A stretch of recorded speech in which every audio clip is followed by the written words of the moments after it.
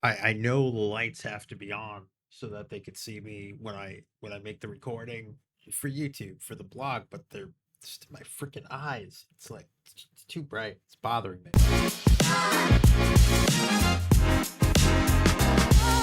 Hey everybody, Steve Weiner here from GetRubix.com, and before we get to the next part of the tenant-to-tenant uh, into device migration pieces, one thing I realized is I needed an updated VM to walk through some of the steps and show everything.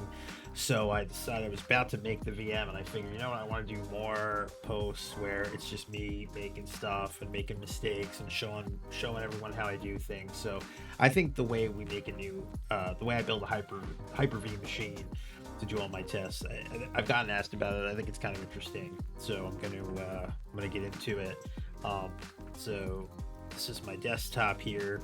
Um, One thing I do is have a script. It's actually called createvm.ps1, and this was an Oliver Kesselback inspired thing, and I'll put a blog link in the description because that's where I got the idea from. But then I made a twist on it. So essentially, every time I want to make a VM, I run this script because I want the same parameters, right? So I actually pick which version I use. So I have all these. Shut up, go away.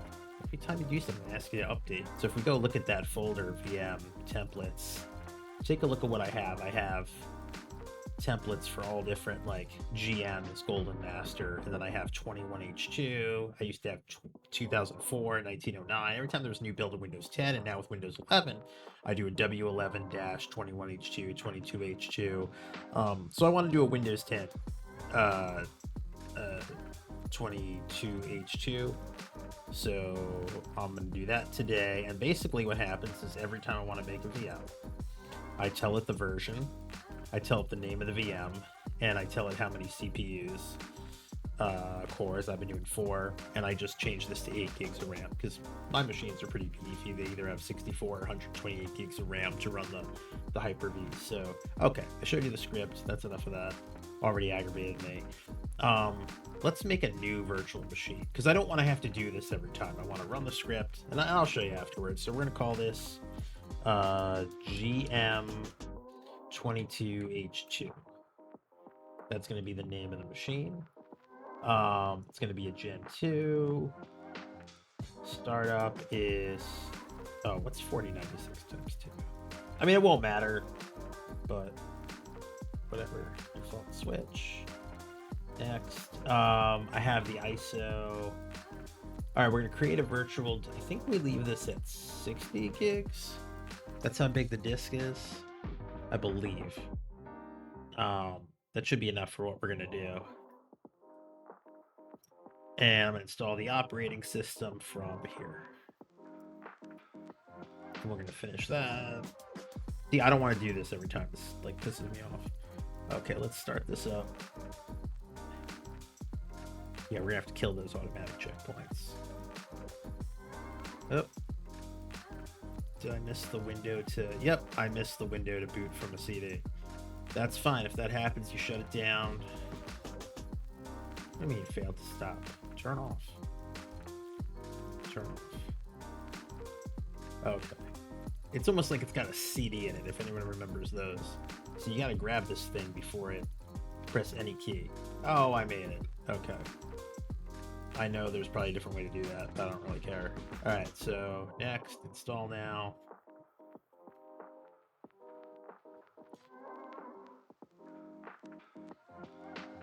Win 10 Pro. Every time if you're testing anything with autopilot, it has to be Pro. Do not start with Windows 10 Enterprise. I know they say it's supported.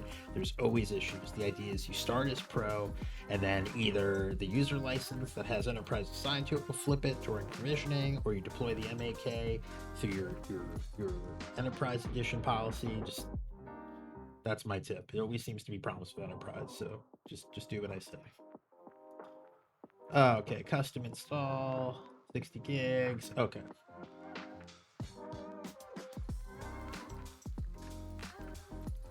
It's the real deal. I'm not editing out my coffee drinking or any, crap like that.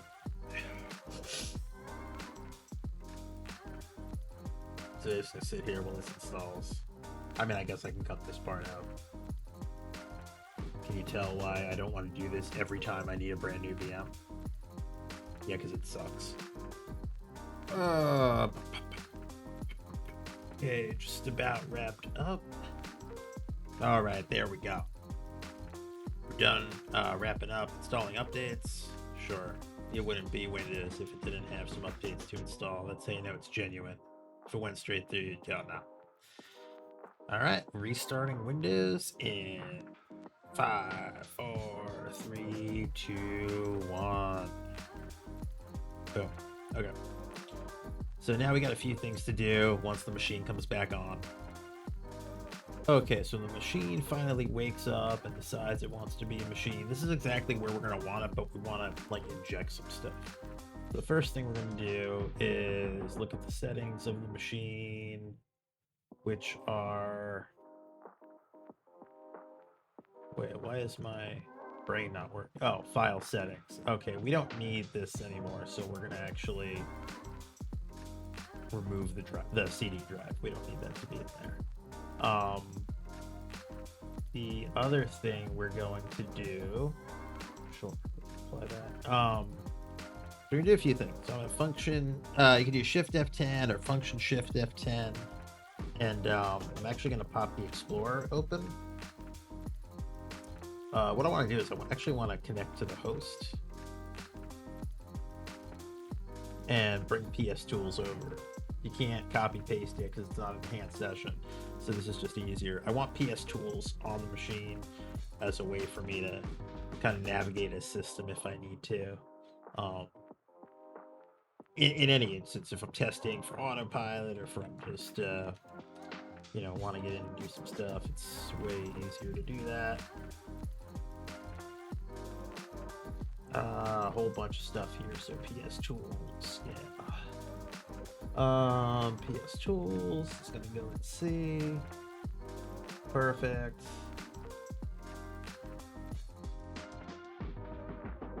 Okay, I'm actually gonna make another folder called dummy data, and that's actually gonna be here. This is just what I've been doing lately. This is a way to kind of test the this is a way I've been testing like moving data. It's just some dummy data I've been using, as the name implies. Just dump that in. It's nothing, not a big deal. Some pictures and documents and stuff. Perfect. So now what I want to do is I want to PowerShell my execution policy, bypass force. We need a few things. So we need to install package provider, NuGet, confirm false. That might be a provider. Force. Just force mount. Okay, now we need to install some modules. Script. Get Windows autopilot info. Course. Obviously, so we can grab. We can register an autopilot really quick, and we need to install script get autopilot diagnostics. Yep, diagnostics.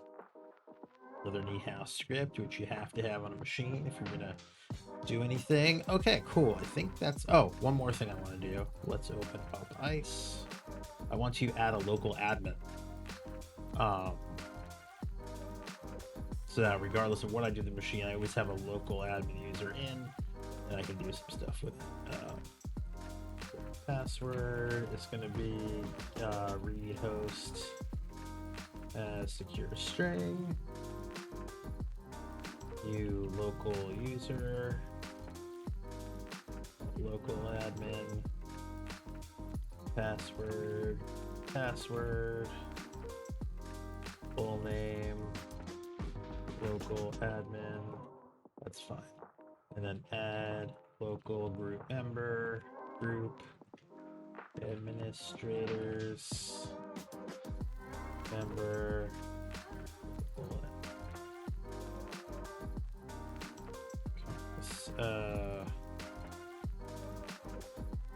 All right, there we go. Done. We can shut this down.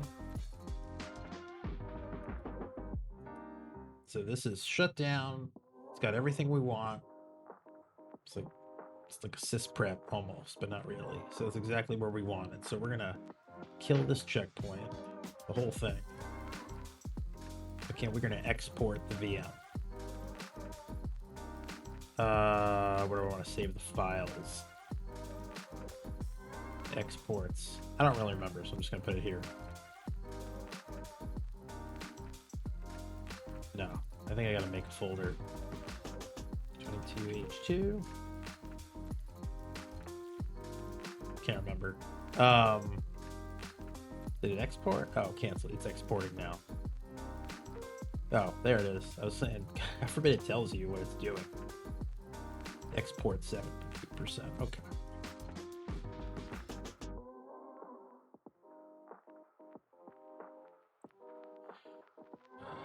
Come on, buddy. Why is Target texting me? I gotta stop. Who's actually communicating with these apps? I have the Target app on my phone, and it just like sent me a notification. Let's talk about it. So I'm still like, I want to have a conversation with Target. It's like a Monday morning. I'm gonna order anything from Target. Got that app.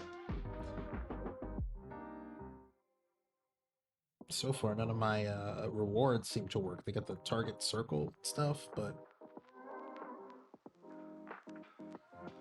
I don't know. None of it works.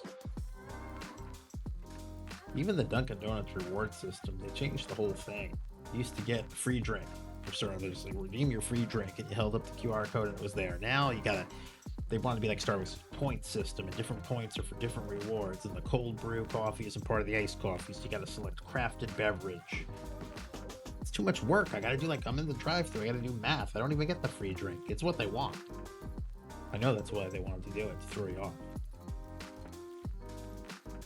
Another reason why I can't make a VM like this. Every time I want to make one, I would go off on these tangents in my own head. Nothing would get done. Okay, so that's all wrapped up. Now let's go see if that's there. Exports 22H2. There it is. Virtual hard disk. That's all we want. We just want the hard disk. Great. So I'm going to take that and I'm going to go to my templates, store it here. So that's just the hard disk, the way it was, GM22H2. Perfect. So now let me show you how the script runs. So all I have to do now, when I want to run one of these things, open up PowerShell. Oh, I was going to make this a little bigger so everyone can see it. There we go. So for PowerShell, I'm going to do C, create VM. The VM name is going to be, we'll call it, this will be the actual one we use, so we'll call it Rubik's Migrate. I always use these 4 characters and then I replace them later once I learn the new serial number, so I can look at the VM and see the serial number and find it in Azure and Intune really quick. The version, all I have to do is type 22H2 because it'll look for GM dash whatever that is. And the CPU count is 4. I hit enter.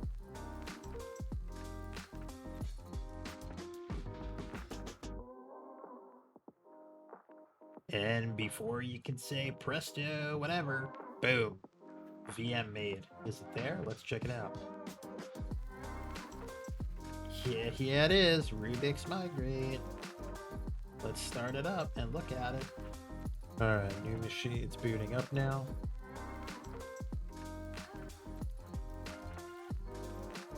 And there you go. That's all we did.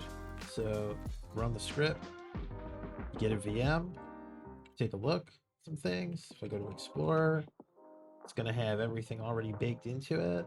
My dummy data, my PS tools. I'm going to actually go right to PowerShell and get this guy ready real quick. Get Windows Autopilot info, group tag, and then online switch. Oh, I could have installed that module. I forgot. The Autopilot Intune module. So that I can use the online one. I can go back and do that. I knew I was forgetting something when I was doing all that. What are you gonna do? It's just all time we can cut out later. Now, see, once I can send. That's fine. Okay, so now see, once I get the first four of the serial 5608, I'm gonna actually go back and rename the thing.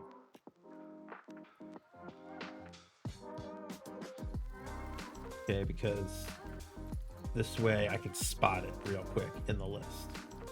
And that's it. You can see we got that VM popping in under a minute. So anytime I need one, run the script, we're good to go. I will catch you next time when we actually continue working on the tenant migration. 1, 2,